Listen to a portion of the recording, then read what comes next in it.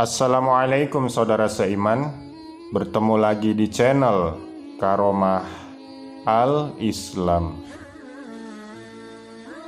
Alhamdulillahirabbil alamin. Allahumma salli ala sayyidina Muhammadin wa ala alihi wa sahbihi ajma'in. Ayat kursi diturunkan pada suatu malam setelah Rasulullah SAW hijrah dari kota Mekah ke Madinah. Surah ayat kursi dibawa oleh beribu-ribu malaikat untuk diwahyukan kepada Rasulullah SAW. Mengapa sampai dibawa oleh beribu-ribu malaikat? Karena ayat ini adalah ayat yang paling mulia di dalam Al-Quran, sehingga para malaikat mengiringinya atas perintah Allah Subhanahu wa Ta'ala. Karena keagungan surah ayat kursi, iblis dan setan pun gempar, sebab ayat ini akan jadi penghalang usaha mereka untuk menggoda, mengganggu, dan menjerumuskan manusia.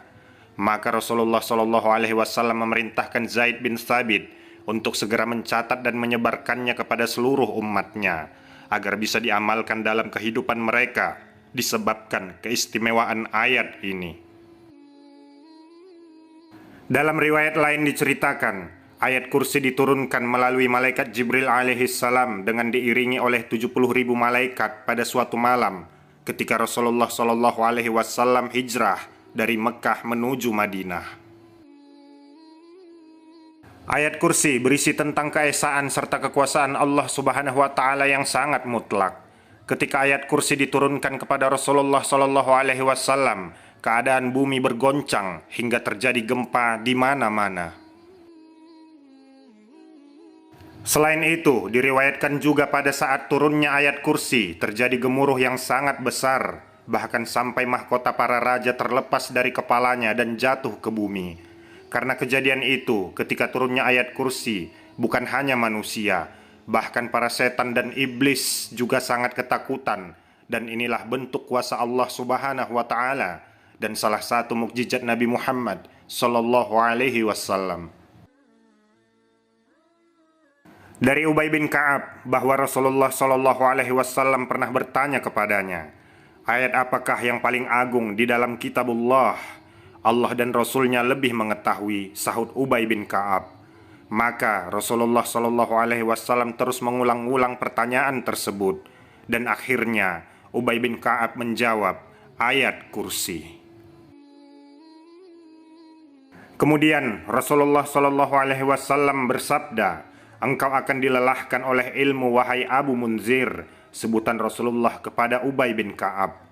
Rasulullah melanjutkan, demi zat yang jiwaku ada di tangannya, sesungguhnya ayat kursi itu mempunyai satu lidah dan dua bibir yang selalu mensucikan Allah Al-Malik di sisi tiang Arash. Hadis riwayat Ahmad. Rasulullah SAW bersabda, barang siapa yang membaca ayat kursi menjelang tidur, maka Allah Subhanahu wa Ta'ala akan mengirim malaikat untuk menjaganya sampai pagi, dan setan tidak akan mendekatinya sampai pagi hari. Hadis riwayat Bukhari. Dalam hadis lain, Rasulullah SAW juga bersabda, barang siapa membaca ayat kursi setiap selesai sholat wajib, maka tidak ada penghalang baginya untuk masuk surga selain kematian. Hadis riwayat Tabrani dan An-Nasai. Bacalah ayat kursi saat keluar rumah, insya Allah malaikat akan menjaga dari semua sisi. Bacalah ayat kursi saat masuk rumah, insya Allah kemiskinan tidak akan menimpa. Bacalah ayat kursi setelah berwudu, insya Allah derajat kita akan dinaikkan.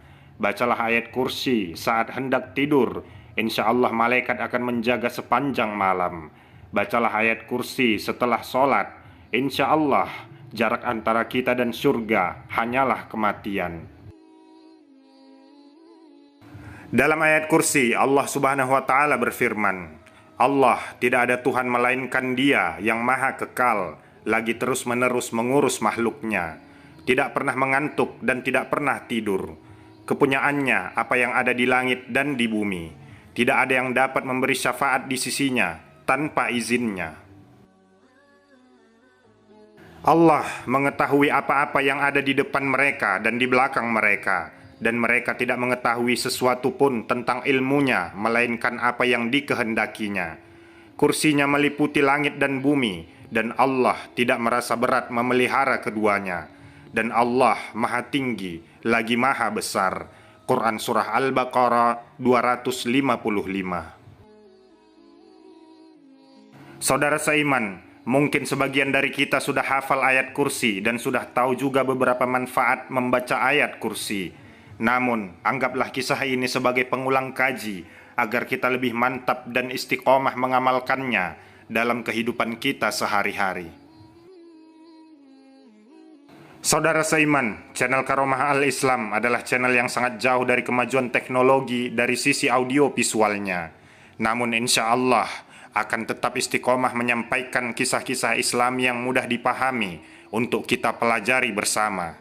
Karena tim dari channel Karomah Al-Islam adalah kuasa Allah Subhanahu wa Ta'ala, doa dari kedua orang tua, doa istri, dan doa dari kalian para pendukung channel Karomah Al-Islam. Terima kasih segala perhatian. Mohon maaf atas segala kehilafan. Subhanakallahumma wa bihamdika asyhadu an la ilaha illa anta astaghfiruka wa atubu ilaik. Walhamdulillahi rabbil alamin. Assalamualaikum warahmatullahi wabarakatuh.